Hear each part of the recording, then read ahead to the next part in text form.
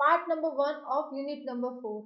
Now today we are going to start part number 2 of unit number 4. B.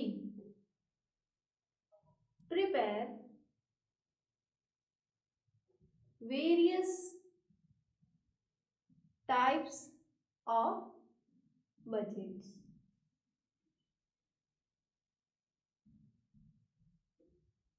See, in last session we have seen what is the meaning of budget. Budget is a financial or quantitative statement which is prepared for a specific policy or a specific purpose to attain specific goals. But period is defined. Clear? After that we have seen budgetary control process. In that there are some points which we have concluded, just like departmental budgets हमें prepare करना है, उस पर से हमें उनके combine करके हमारे गोल अचीव कैसे करने हैं वो देखना है. तो अब जाके हमें पता चलता है कि जो जो different types of budget prepare करने हैं डिपार्टमेंटल बजट्स, ओके, वो हम पार्ट नंबर बी में देखेंगे. ओके, तो कौन कौन से बजट हमें यहाँ पर प्रिपेयर करने हैं. बजट डिफरेंट टाइप्स के हो सकते हैं, अलग अलग व्यू पॉइंट से आप उसको डिस्क्राइब कर सकते हैं. जैसे कि अब अगर हम पर्पस की बात करेंगे, आपका पर्पस चेंज होगा तो बजट का नाम चेंज होगा. तो from the view point of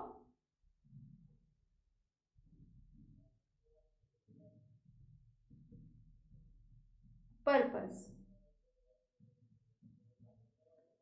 तो यहां पर आप प्रोडक्ट की कॉस्टिंग के लिए बजट बना सकते हैं.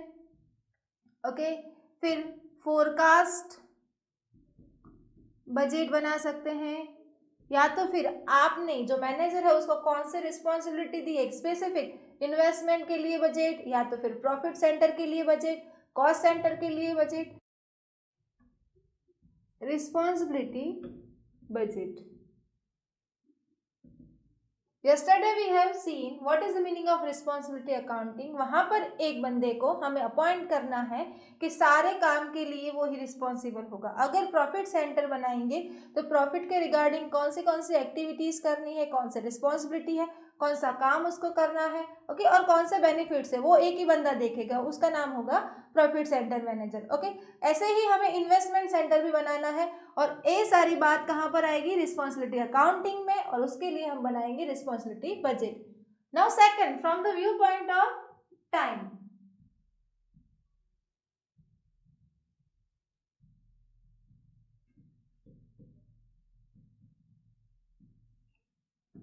It's a simple bifurcation, short term budget and long term budget. Okay, it's a very simple. अगर हम लॉन्ग टर्म यानी कि ज़्यादा से ज़्यादा 1 साल या 2 साल से मैक्सिमम हम बजट नहीं बनाते, because there are some limitation, future is uncertain. So maximum हम 1 या 2 साल ही लेते हैं, और मैक्सिमम टू मैक्सिमम 1 ईयर ही लेते हैं. क्यों? क्योंकि सिचुएशन चेंज होती है, और बाद में बजट में चेंज करने से आपका एक्चुअल परफॉर्मेंस भी बिगड़ता है, और उससे डिमोरलाइज हो जाते हैं एम्प्लॉयज. इसलिए हम ज़्यादा से ज़्यादा लॉन्ग टर्म बजट नहीं बनाते. After that, from the viewpoint of flexibility. Flexibility in the sense कि आप बजट को चेंज कर सकते हो या नहीं.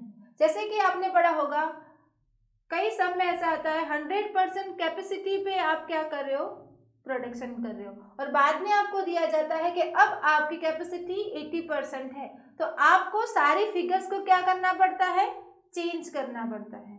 क्यों? क्योंकि आपने प्रोडक्शन लेवल में चेंज किया है. Okay, clear. सो फ्लेक्सिबिलिटी के अकॉर्डिंग यहाँ पर 2 पार्ट्स है. First is fixed and second one is flexible. Fix में कोई चेंज नहीं करना है, वो हम एक एग्जाम्पल में देखेंगे. और फ्लेक्सिबल में आपके प्रोडक्शन की कैपेसिटी के अकॉर्डिंग आपकी जो अमाउंट है उसमें चेंज होगा. After that, last and most important,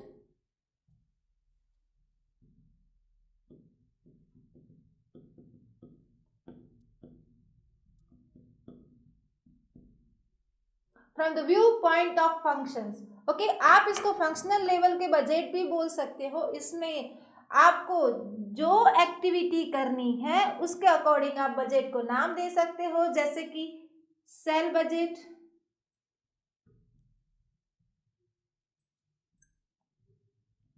S&D यानी selling and distribution, production budget,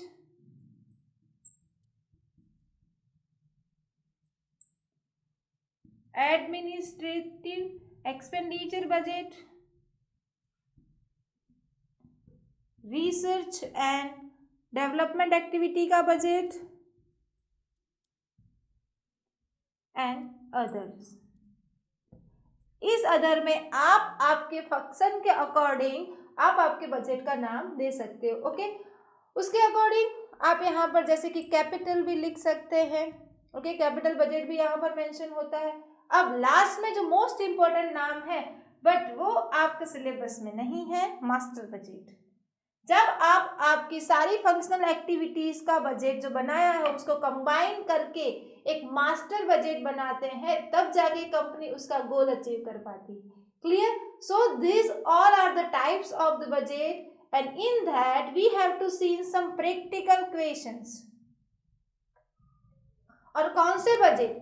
सी, जो स्टार्टिंग वाले जो बजट्स है उनके बारे में हमें कोई बजट यहाँ पर प्रैक्टिकल क्वेश्चन नहीं कर रहे, just we have to see functional budget. Sale budget हमें प्रिपेयर करना है, प्रोडक्शन बजट प्रिपेयर करना है।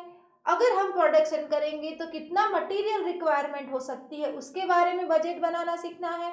उसके बाद अगर रॉ मटेरियल की इतनी रिक्वायरमेंट है तो हम परचेज कितना करेंगे, यानी कि परचेज बजट सीखना है।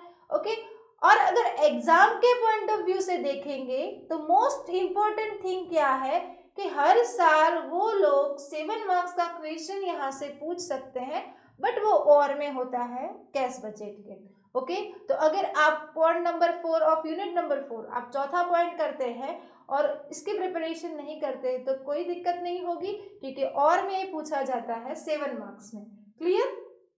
और कौन सा पूछा जाता है? मोस्ट इम्पोर्टेंट सेल बजट और selling and distribution budget. Okay, एक ही पॉइंट हर बार वो रिपीट करते हैं, 3-4 एग्जाम्पल ही एग्जाम के पॉइंट ऑफ व्यू से हमके करके जाने हैं और बाकी सारे बजट का हमें ओवरव्यू लेना है। Okay, so now we will start our example and practical questions.